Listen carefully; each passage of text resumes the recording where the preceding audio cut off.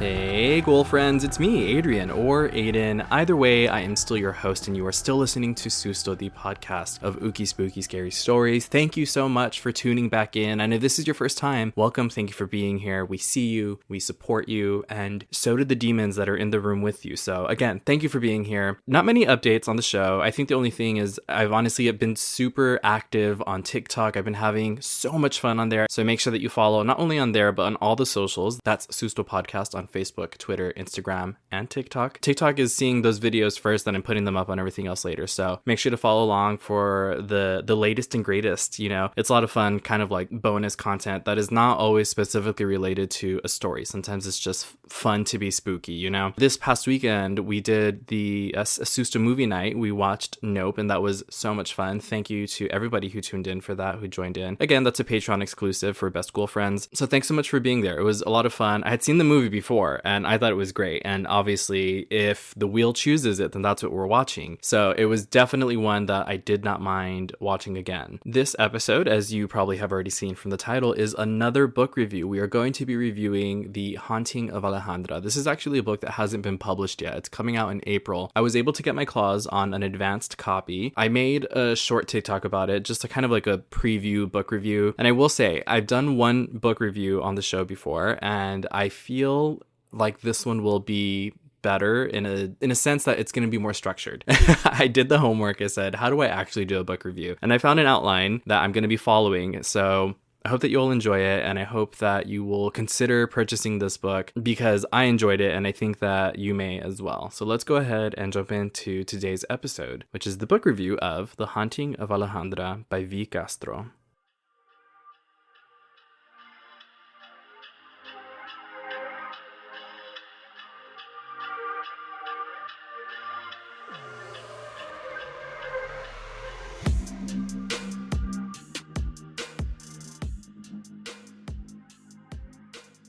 So once again, this book is by the author V. Castro, and it's being published on April 18th by Del Rey, which is an imprint of Random House Publishing Group. I'm going to read a bit about V. Castro from her website, and it says, V. Castro is a two-time Bram Stoker Award-nominated writer born in San Antonio, Texas, to Mexican-American parents.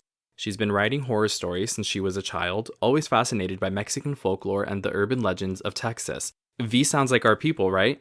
Castro now lives in the United Kingdom with her family, writing and traveling with her children. She has also written Aliens Vasquez, Out of Aztlan, Mestiza Blood, The Queen of the Cicadas, Goddess of Filth, Las Posadas, Hairspray, and Switchblades. And you can find all of these titles and more about V. Castro on her website, vcastrostories.com. So let's jump into the book, right? Again, the book is titled The Haunting of Alejandra, and the synopsis or the summary on the book says Alejandra no longer knows who she is. To her husband, she is a wife, and to her children, a mother. To her own adoptive mother, she is a daughter. But they cannot see who Alejandra has become, a woman struggling with a darkness that threatens to consume her. Nor can they see what Alejandra sees. In times of despair, a ghostly vision appears to her, the apparition of a crying woman in a ragged white gown. When Alejandra visits a therapist, she begins exploring her family's history, starting with the biological mother she never knew. As she goes deeper into the lives of the women in her family, she learns that heartbreak and tragedy are not the only things she has in common with her ancestors, because the crying woman was with them too. She is La Llorona, the vengeful and murderous mother of Mexican legend, and she will not leave until Alejandra follows her mother, her grandmother, and all the women who came before her into the darkness. But Alejandra has inherited more than just pain. She has inherited the strength and the courage of her foremothers, and she will have to summon everything they have given her to banish La Llorona forever. That alone, when I found this and I had the option to put in a request to review this, I read that and I was like, I am in. La Llorona, it is the most classic, iconic, the most retold story from this genre of horror, right? And from our community, I'll speak for myself, from my community, this is one of the first horror stories I remember hearing growing up. And it was, I feel like that Lady Gaga video where she's like, iconic, original, never been done before, one of a kind, remix it, chop it up, eat it, throw all of that. So we know now that this is kind of like a retelling of La Llorona. And following the outline that I have here, we'll go over the themes and the plot. And so the overview of the main themes and the plot of this book is that this is a story of La Llorona reimagined. Again, these are all my own opinions. This is my interpretation of the book. I can only hope that I'm interpreting the way that it was intended to be read. Take my review with a grain of salt or however you choose to. But again, I think it's a story of La Llorona reimagined. And I think that this story asks, what if the iconic archetype that is La Llorona wasn't sure about wanting children at all, or to be married, or to be in love? And what if it wasn't so much a choice for her? And in this book, there is an entity that attaches itself to a bloodline under the guise of this child-stealing spirit that's haunted generations. Alejandra, our protagonist, fights to break the curse and save herself and her family. Some of the reoccurring themes, or the themes that stuck out to me, were themes of self-value, themes of motherhood and marriage, which are not mutually exclusive, and also this theme of like cis hetero pressures and standards. I think that this book did a really nice job of nodding to that, how that is also the expectation for a lot of people. But more than anything, I think the overarching and the strongest theme is the theme of growth. There's constant references to who our main character and protagonist, Alejandra, who she used to be and how she's still growing. And we also see it through the way that this story is told. It's told through generations of women in this family. I noticed that there is a growth with each generation. It seems like each person that was featured in this story did their own work in some type of way to break whichever generational curse. In this book, though, there's quite literally a curse that's following this family way back to like indigenous times. So I'm going to go through a list of some of the main characters. I'm going to do this in chronological order or as they are brought up in the book. So the first character that we're introduced to is Atsi, and Atsi is the origin story character. She's an indigenous woman suffering at the hands of settlers. She makes a deal out of desperation and revenge with a demon or entity that starts the curse on her bloodline. And so this is the very beginning of the book, and it's right off the bat, this parts of this book get pretty graphic. V. Castro does an amazing job of giving us those like gnarly details that when we read them, we just feel uncomfortable. And I think it's so powerful when the written word is able to do that, because I'm so conditioned to consume media like visually. And so when someone is able to provide you the words to paint those pictures in your head, it's so awesome. So Alejandra, our main character, she is a wife and mother yearning to be more than those two identities, which I don't think this book ever poo-poos on that, because I think an important part of autonomy is learning that that's what it is. It's autonomy. So this book isn't like, oh, she didn't want to be just a mother, just a wife. I think it's okay to want those things for yourself. Sometimes there is media that kind of does that. It's like a backhanded kind of thing. I didn't really get that from reading this book, so I was appreciative of that. Someone who was reading this could be taken into this story without feeling like, well, what is this saying about the choices that I've made for myself or that other people have made for themselves? So I really appreciated that. I continued here and I said, maybe to be neither of them, but she is haunted by a generational curse slash demon taking the form of a classic tale. And I think that was the most interesting part, was how the character of La Llorona came to be in this universe, in this book. I won't give any details about that away, but I'm saying like the demon known as La Llorona or the demon disguised as La Llorona. It was such an interesting way that V. Castro made this happen. So to continue, we have Matthew, who is Alejandra's husband, and all I have written here is garbage, arrogant, controlling, and insecure. He diminishes her light in effort to keep his thumb on her. and he wants a quote unquote picture perfect traditional life. And again, this is where that conversation continues. Is it's okay to want those things, but you need to respect that that is someone's choice. And you need to respect that if someone wants that, that's for them. If they don't want it, then it's not for them. And this character was honestly, the entire time I was reading the book, I just kept saying out loud, girl, dump him, please. If Alejandra was my friend and I was in this book, that would have been my first line. Leave him. When are you leaving him? This continues. Kathy, Alejandra's biological mother. She seems to have escaped the curse. At the point that I made that note, I was about 70% into the book, so I wasn't too sure yet. But I wrote that she seems to have escaped the curse. She made the best decisions for herself despite being of a time that was frowned upon. That making those decisions for yourself was frowned upon. She feels nice and supportive upon re-entry into Ale's life. And so again, this is Alejandra's biological mother, who she makes contact with or she reconnects with after becoming an adult and like starting her life. And then we have Frances, which is Kathy's mother or Alejandra's grandmother. She's also faced with what Alejandra is facing. For her, though, it doesn't seem to go as well as Kathy. For a while, I was wondering if, like, how does this curse work? Is it just like it skips a generation? Is that maybe an analogy for maybe mental health? Because I don't know how scientific this is, but I've heard before how people will say like, oh, it skips a generation. And so I was like, maybe this is like kind of parallel to that idea, but I don't think it is. I think it's more about opportunity for the entity or the demon, as is the case in real life. From what we hear, what we see is, demons are very opportunistic creatures, and they're going to take advantage of people who are in a weakened state, not weak people who are in a weakened state and people who are experiencing some sort of despair, because again, that's how it happens when we hear stories from quote unquote real life. Next, we have Melanie, who is Alejandra's therapist and curandera. I stan Melanie. I love her. I wrote it here. I said, we love her. She knows what she's talking about. She's helping Alejandra through her earthbound and the otherworldly troubles that she's facing. I wrote slay, literally maybe. Like maybe literally slay.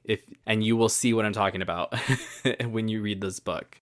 The last character that I have here that I thought was a really interesting point to the book was Flor. And Flor is another ancestor of Alejandra. Flor's story is that she fought beside Emiliano Zapata. She was a woman in a similar situation as Alejandra, honestly, as any of these women, because misogyny, right? I wrote that she was obviously in a more oppressive time, and she left her family to fight in the revolution. And that's all that I will write about her character without giving too much away. But her story was probably one of my favorite parts of the book.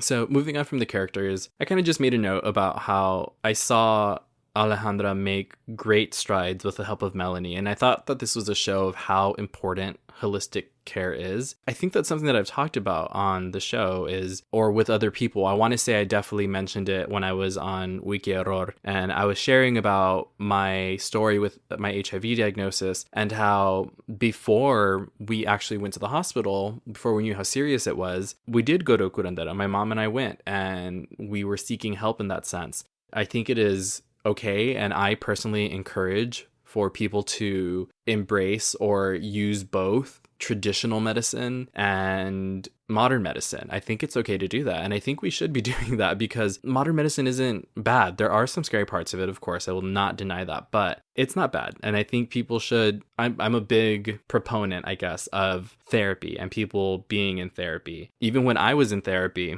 and I would love to go back because I think it's for everyone, no matter what you may or may not be facing in life. I still was doing my practice. It's not something that I ever put down or in exchange for something else, if that makes sense. So in regard to the style and of the book and the writing, I thought it was very interesting how the story, obviously it happens mostly in chronological order, but as characters are introduced to us, mainly Alejandra's ancestors, we see those time jumps. But it's not really a time jump that is, I don't want to say important to the plot because it all matters. It all pertains to the plot. I think that these jumps provided context for the characters as they were introduced. And so for me, it felt easier to understand these characters, to understand these people, because I was getting the context as they were introduced and not all at once at maybe the beginning of the book or in the middle. And so I thought that was really fun versus just one continuous story. And on top of the way the story itself is structured, I think that there was a really great use of visual cues, of just description. Like I said earlier, there was parts where I just felt uncomfortable from reading it. And I love when a book does that for me. I think I mentioned that in the Grady Hendrix review as well, because that's my favorite part, when an author is able to really, really paint a strong picture enough that it makes me physically feel kind of grossed out to a point. I mean, I guess I'm trying to say that like it scares me a bit, right? But more than anything, it's just that discomfort. Overall, I thought this was a great read. I highly recommend it. Again, it's coming out on April 18th. The book is also available for pre-order on V. Castro's website. So if you want to go and secure your copy, again, you can go to vcastrostories.com. At the top of the site, there's a books tab. Click there. You'll scroll down and you'll see The Haunting of Alejandra. I also want to talk about the cover, because the cover I think is gorgeous. You can pre-order it. There's a link to pre-order it from the publishing company. So I would say do that. What I'm seeing here on the website, on Penguin Random House's website, it says also available from Amazon, Barnes & Noble, Books A Million, IndieBound, Hudson Booksellers, Bookshop.org, Powell's, Target, and Walmart. Or again, you can order the hardcover pre-order directly from Penguin Random House. Super important themes. I thought it was a really creative, really unique retelling of La Llorona, which again, as I said before, it's a story that's constantly told over and over and over again. And this was such a fresh take on it. It was so new. And thank you, V. Castro. I don't know if you'll ever hear this, but thank you for writing the book. I really enjoyed it. I think it's an important piece of work, and I think other people should read it. I would recommend this book to the women and the mothers in my life. I felt like it was a really honest expression of how cruel motherhood and married life can be, specifically if you're, with a shitty person. I'm just going to be honest at that point about Matthew in this book, who I hate. And that's how you know that she's an amazing writer, because she made me hate this person. But yeah, I would definitely recommend this book to everyone, but again, especially to people who maybe even just experienced, like a hard, traumatic relationship, anyone who's working on or has broken a generational curse, because they're very real. They're not just demons. Generational curses manifest in different ways, and it's hard to be the person that wants to break that curse and to make better for your future, whether that involves a family, children, a partner, or it's for yourself only. It's hard no matter what. And this was a really, I think, beautiful story about the bravery of Alejandra and what she had to go through to save herself and her family.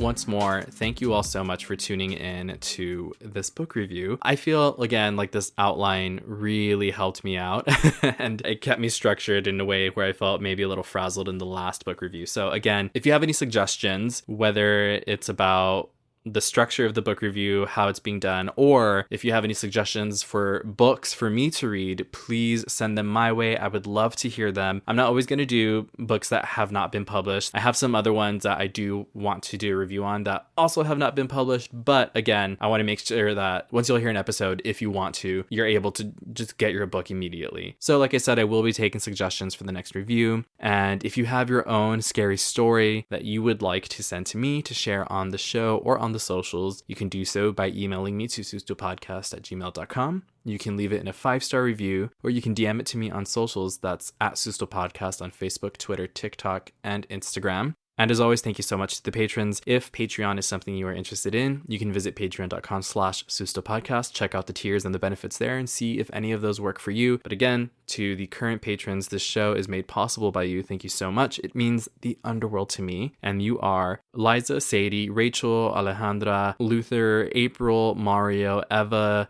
Dee, Victoria, Josette, Sam, Angela and Co., Mandy, Julianne, Karen, Lori, Jeannie, Monica, Desiree, Anna, Denise, Brenda, Jenny, Ashes, Nerissa, Amanda and Anastasia, Rachel, William, Asukena, and Javier. Thank you all once more. I will see you all in the next one, and until then, make sure to return your library books on time.